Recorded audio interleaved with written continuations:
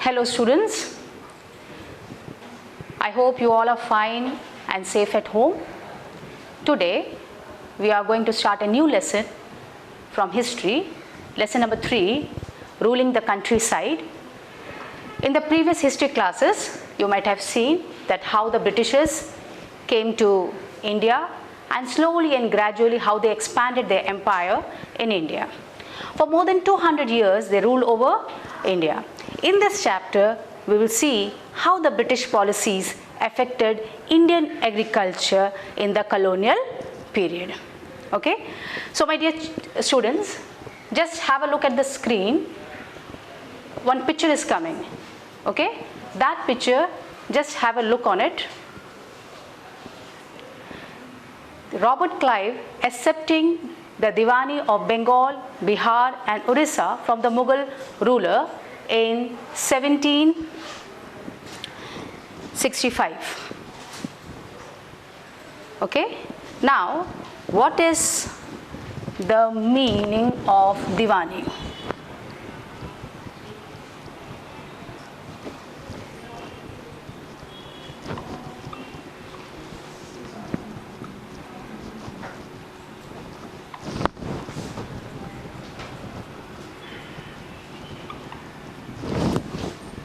Diwani means the right to collect land revenue. On 12th August 1765, the Mughal Emperor appointed the East India Company as the Diwan of Bengal. Actually, this was a majestic occasion for the Britishers because they got the right to collect land revenue of Bengal, and in those days, Bengal was one of the richest and the wealthiest state of India. Understood? So, it was a majestic occasion for the company. As Diwan, the company became the chief financial administrator of the territory under its control. Now, it had to think of administering the land and organizing its revenue resources. This had to be done in a way that it could yield enough revenue to meet the growing expenses of the company. As the company as the company was primarily a trader, but at the same time, they were in the mood of expanding their empire in India. So day by day, their expenses was growing. So they wanted to extract as much as revenue so that they can fulfill their needs with this revenue money. Understood?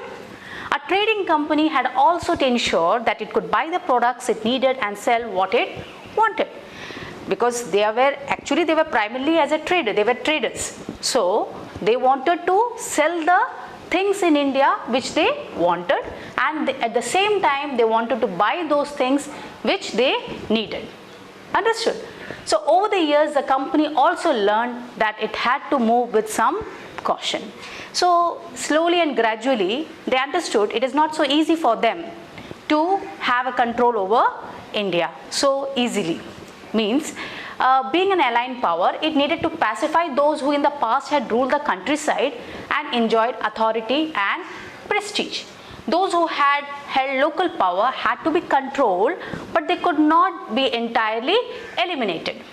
Means Britishers जो थे वो एक बाहरी ताकत थे. अब भारत में जो भारत के ग्रामीण क्षेत्रों में जो पहले से ही शासक थे, उनका आम लोगों के बीच में अपनी एक प्रतिष्ठा और एक सम्मान था. ऐसे में वो ब्रिटिशर्स या कंपनी अपना वर्चस्व कायम एकदम से कैसे कर सकती है. तो इसलिए ये आसान भी नहीं होगा कंपनी के लिए कि वो लोकल रूलर्स को एकदम से ही हटा दें. लेकिन हाँ, यहाँ पे ब्रिटिश लोकल पावर जो लोकल रूलर्स है उन पर अपना नियंत्रण ज़रूर कर सकती है. मतलब पावर उनके हाथ में, वो ज़रूर शासन कर रहे हो, लेकिन पावर जो है इंटायरली या जो कंट्रोल है वो कंपनी के हाथ में होगा. Understood? Have you understood?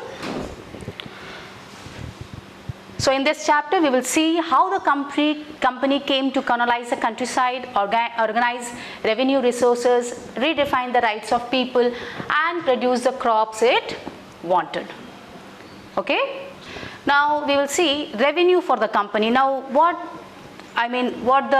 how the company will take the will make use of the revenue, how they will take out the revenue from the people, from the common people. So the company had become the Diwan, but still it saw itself primarily as trader. It wanted a large revenue income, but was unwilling to set up any regular system of assessment and collection. The effort was to increase the revenue as much as it could and buy fine cotton and silk cloth as cheaply as possible. Now what happened? These people wanted to have more and more revenue, and with which they can buy the Indian goods like fine cotton and silk in a very cheap rate, at very cheap rate. Okay, so they want more money, more revenue from India. At the same time, they want to buy the Indian goods like fine cotton and silk. In those days, in Western market, there was a great demand for the Indian goods like fine cotton and silk. Understood? So within 5 years, the value of goods bought by the company in Bengal doubled. What happened? As the company was keep on demanding for the Indian goods like fine cotton and silk, within 5 years, the value of these goods doubled in Bengal. Okay? So before 1865, the company had purchased goods in India by importing gold and silver from Britain. So now what happened?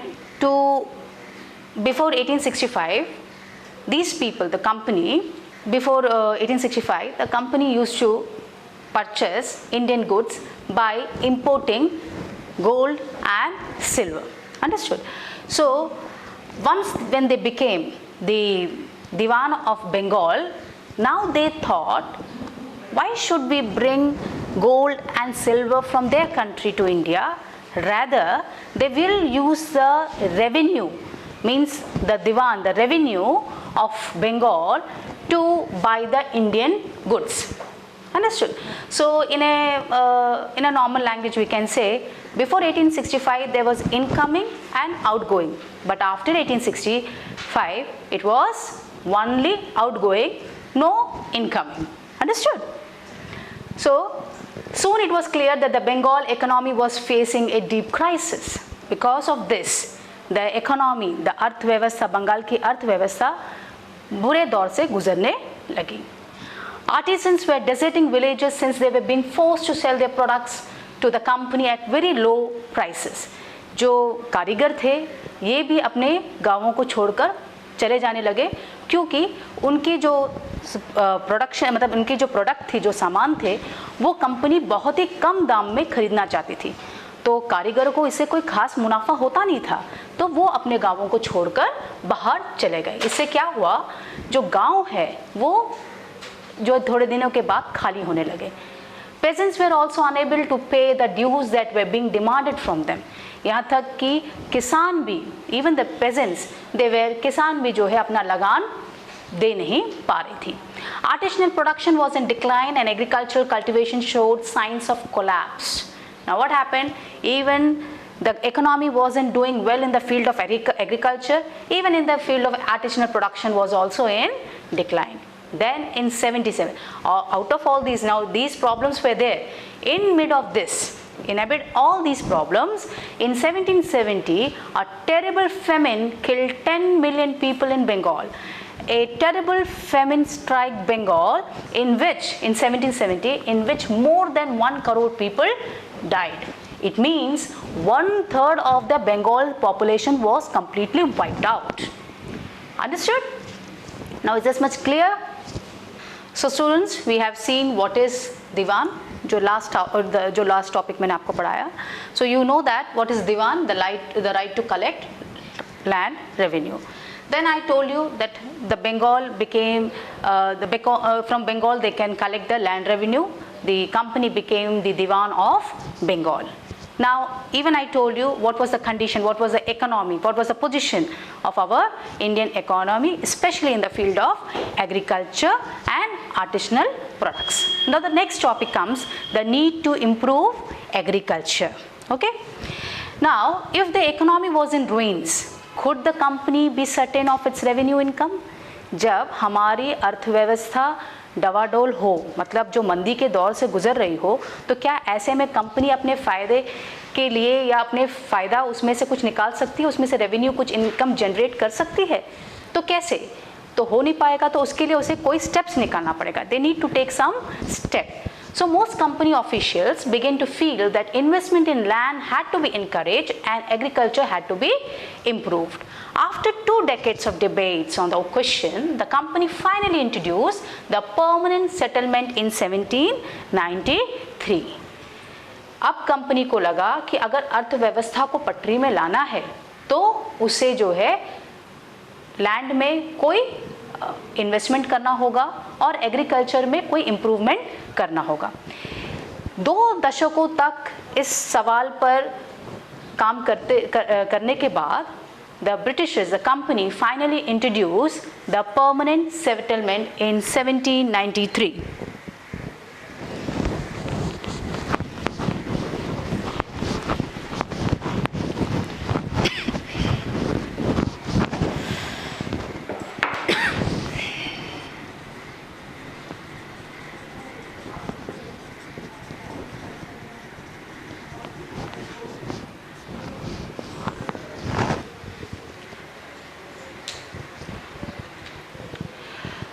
Now, what is this permanent settlement?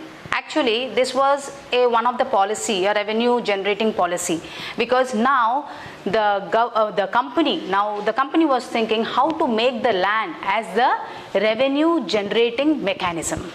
Understood? So they started a new settlement which they call as a permanent settlement. This is a permanent settlement.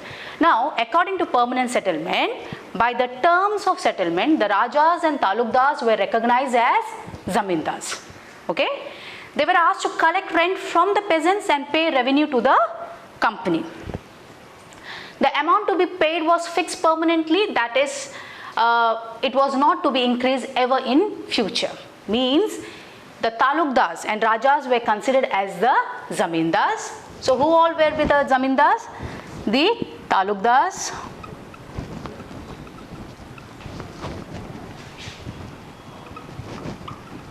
this was the condition that the Rajas and Talukdars will be considered as Zamindars. Secondly, here they were asked to collect the rent from the peasants and pay revenue to the company. And here they have fixed the amount. The amount was fixed amount, means the amount was fixed. It means in future neither it will be increased nor neither it will be decreased. The amount will be fixed. Understood?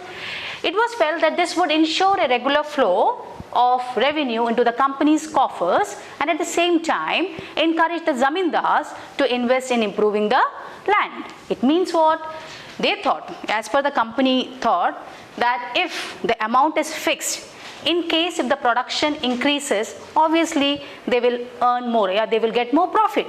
So extra profit, after giving the fixed amount to the company, the extra profit that be taken by the Zamindar, and in this way, for making more profit, the Zamindar will take interest in improving the quality of the land and they will also improve the agriculture. Understood? So therefore, since the revenue demand of the state would not be increased, the Zamindars would benefit from increased production from the land.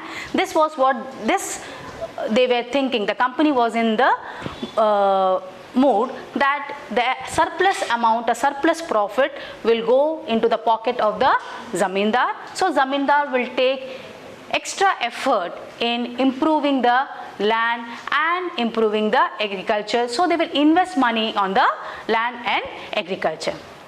Understood? Now, the permanent settlement, when it was introduced and by whom? So the permanent settlement was introduced by Charles Cornwallis in 1793. So you understood what is the permanent settlement? I already told you the Talukdars and Rajas were considered as Zamindars. Then what I told you, the amount was, now what the Zamindars has to do? The Zamindars have to collect the rent from the peasants and they have to pay revenue to the company. Okay, and here the amount was fixed. Here the amount was fixed, keeping in view that the extra profit, the surplus production's profit will go into the pockets of the zamindar. So therefore they will take interest in investing on the land and improving the agriculture. But we will see here that, and moreover, I told you that the Charles Cornwallis, he introduced in 1793. Understood? Now, what was the problem? What was the problem in this? The problem was, we will see here that once it has been, the permanent settlement came into existence, but there were many shortcomings. There were many problems.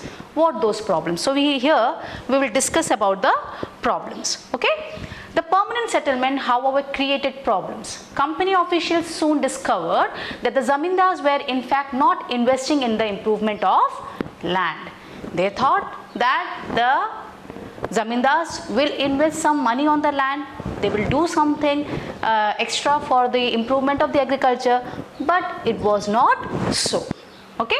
The revenue that had been fixed was so high that the zamindars found it difficult to pay. Anyone who failed to pay the revenue lost his zamindari.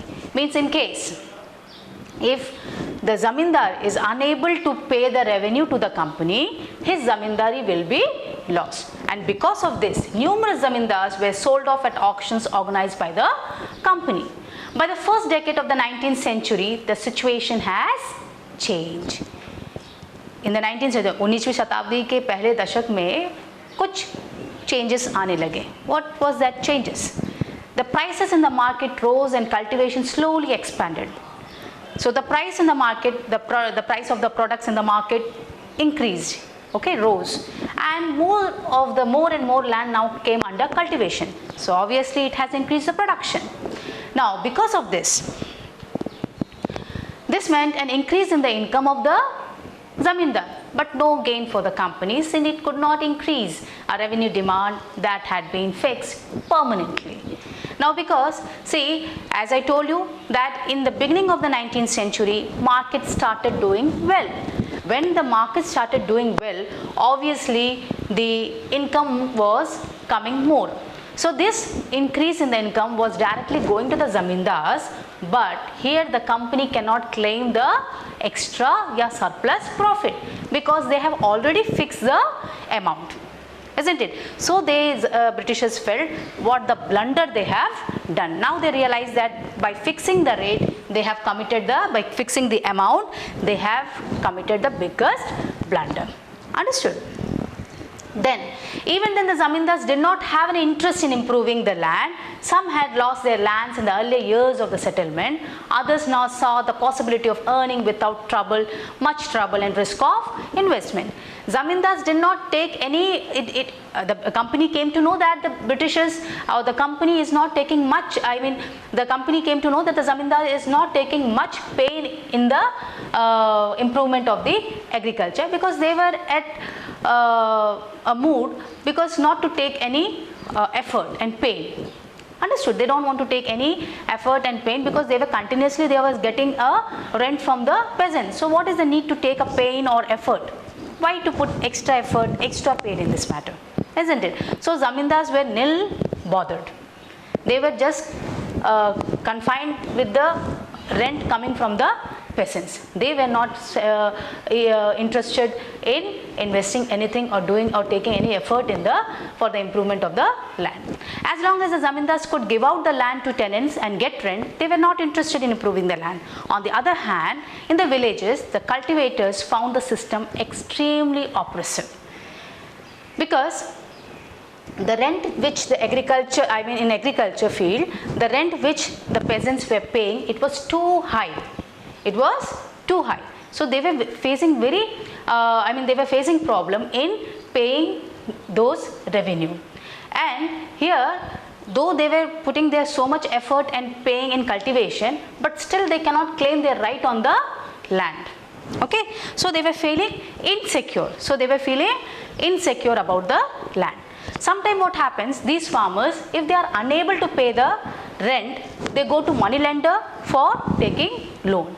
And if he failed to pay the loan amount, which he has taken from the moneylender on time if he is unable to pay, then he was evicted from his cultivated land. He was evicted from the land he had cultivated for generations. Understood? Is that clear now? So these were some of the problems that has been faced that we saw in the permanent settlement, and the problems which we saw that the company came through. Okay? Okay, this, I hope this you have understood now. Okay? So students, we have seen the permanent settlement, we have seen about the permanent settlement, we also have seen, we dealt with the problems related to it. Now, it was the time for the company to devise a new system. By the early 19th century, many of the company officials were convinced that the system of revenue had to be changed again. So, what they did, they formed a new system. That system is known as Mahilwari system or Mahilwari settlement. It was introduced by Holt Mackenzie in 1822. In the northwestern provinces of the Bengal, which is now it is in Uttar Pradesh, an Englishman called Holt Mackenzie devised a new system which came into effect in 1822. He felt that the villages was an important social institutions in the North Indian society and needed to be preserved. Okay? Under his direction, collectors went from village to village, inspecting the land, measuring the fields and recording the customs and rights of different groups. Now what they did, here as per the Mahilwari settlement, the company sent the officers, their collectors, to village where they have to inspect the land and measure the field. At the same time, they also have to record the custom and traditions of our Indian culture over that, means of that area. Okay? The estimate revenue of each plot within a village was added up to calculate the revenue that each village had to pay. Here village is called as Mahal. Here village is known as, they call village as Mahal. From this word only Mahilwari came out. Understood? From this word only they started calling this settlement as Mahilwari settlement. Now the company sent their collectors and asked to calculate the land, and now what they did, after calculation they used to also estimate the what revenue, how much revenue they will get out of it. This demand was to be revised periodically, not permanently fixed. Now here, as we have seen in the permanent settlement, the revenue amount was fixed, but in Mahilwari, the revenue system wasn't fixed. It can be revised periodically. It means in future there is the chance of increasing or decreasing, but it won't be fixed like as it is in permanent settlement. The charge of collecting the revenue and paying it to the company was given to the village headman rather than the zamindar, because in a permanent settlement what we have seen, that there the person zamindar, he used to collect the rent from the peasant and he give the revenue to the company. But here in Mahilwari system, the village headman, in Mahilwari system, what village headman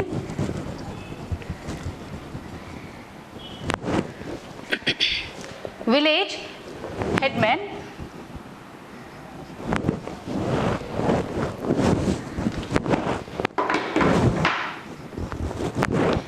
headman he will collect the revenue from the peasants and he will give it to the company. So this system came to be known as Mahilwari system.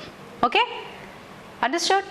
So easily three important points I am just telling in here in a very short. Mahilwari system settlement was introduced by Holt Mackenzie in 1822. It was called Mahilwari because in those days village was known as Mahal, so it was named as, so this is a settlement or the system was named as Mahilwari system. And here the amount was not fixed. Here amount was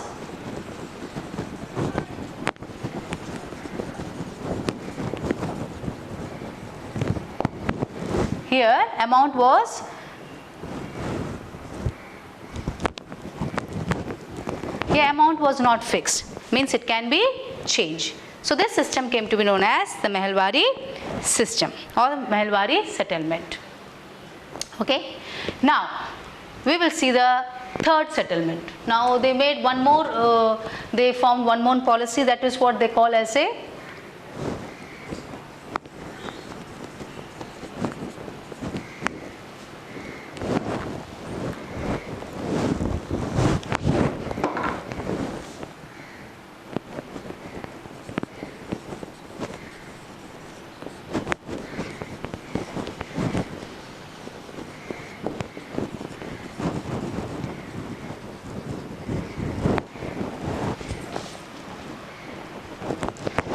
third we will see Raiyatwari settlement. Okay. In the British territories in the south, there was similar move away from the idea of permanent settlement. The new system that was devised came to be known as Raiyatwar. Okay क्योंकि उस ज़माने में जो south India है वहाँ पे ये ज़मींदारी प्रथा प्रचलित नहीं थी, खास तौर से दक्षिण भारत में. तो what they did, it was tried on a small scale by Captain Alexander Reed in some of the areas. They were taken by the company after the wars with Tipu Sultan. Subsequently, developed by Thomas Munro, the system was gradually extended all over South India, like Madras and Bombay. In some parts of Madras, this Raiyatwari settlement was in Madras and Bombay, it was practiced. Reed and Munro felt that in the south, there were no traditional zamindars, because I told you that in South India, there was no zamindari system. Okay. So the settlement argued, according to settlement, they argued they had to be made directly with the cultivators who had tilled the land for generations.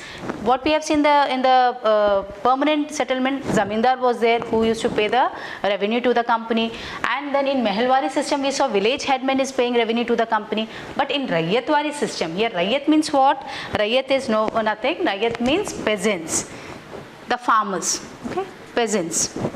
Raiyat means peasants. Now the peasants directly, the cultivators, peasants, here you can say cultivators, they were